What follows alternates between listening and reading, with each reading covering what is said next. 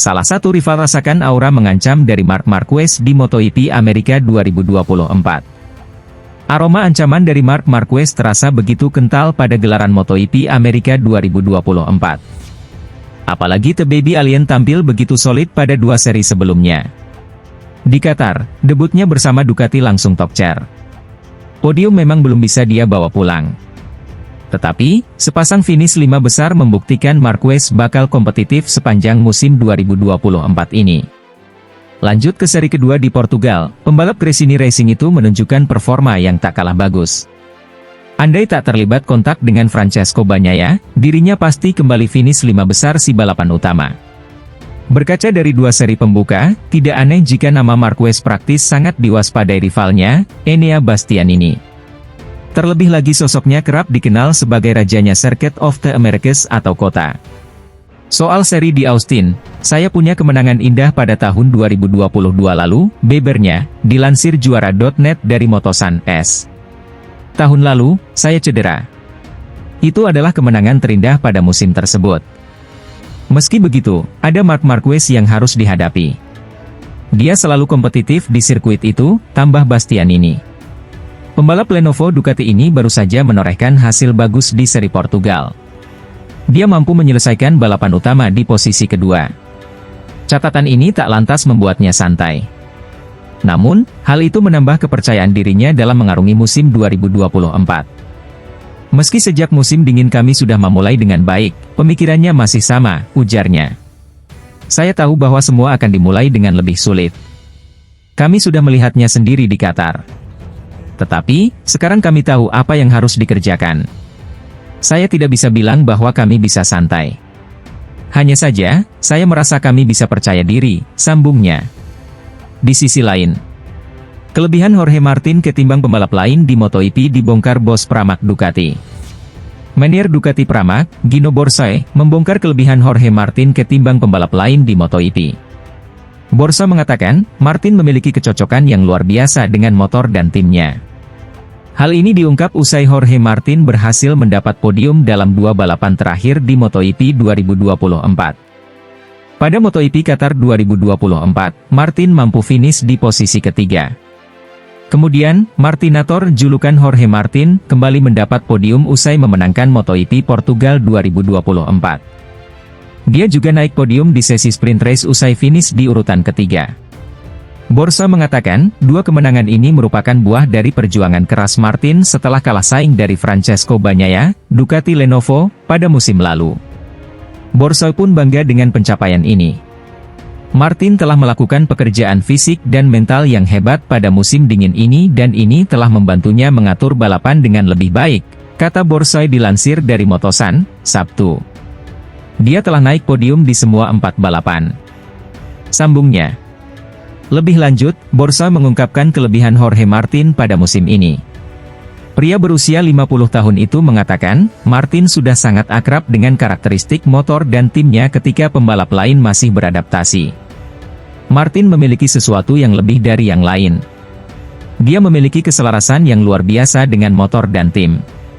Dia mampu mengungguli pembalap lain yang juga cepat adalah sesuatu yang istimewa, tutur Borsa.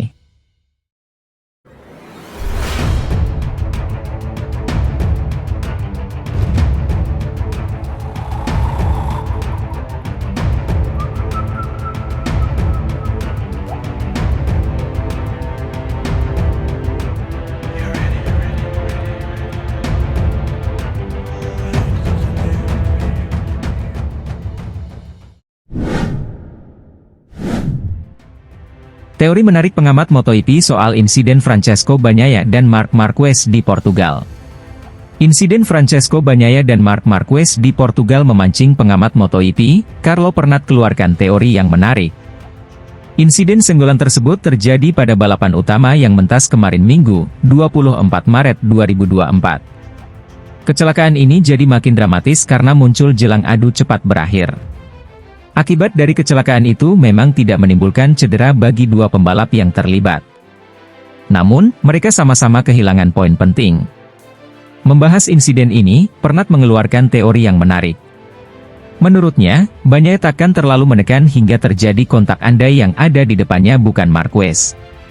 Sang pengamat menilai hal semacam itu adalah sesuatu yang wajar. Sebab The Baby Alien adalah juara dunia 8 kali yang kehadirannya membuat pembalap lain jadi semakin bersemangat untuk menyalip. Jelas bahwa itu adalah kecelakaan balapan, terangnya. Tetapi, jika yang ada di sana adalah pembalap lain dan bukan Marc Marquez, mungkin Pecco takkan berusaha terlalu keras. Perlu ditegaskan bahwa Marc Marquez memang menekan. Kemudian, Pecco memberikan respons. Jika musuh mengganggu Anda sampai ke ranah politik, maka itu hal yang normal, sambungnya. Persaingan semacam ini dinilai pernah harus ada dalam MotoGP. Hal itulah yang membuat balapan jadi semakin menarik. Hal semacam itu malah harus ada. Jadi, mari kita tidak perlu menyalahkan siapapun. Saya sendiri malah mengharapkan pertarungan yang seperti itu.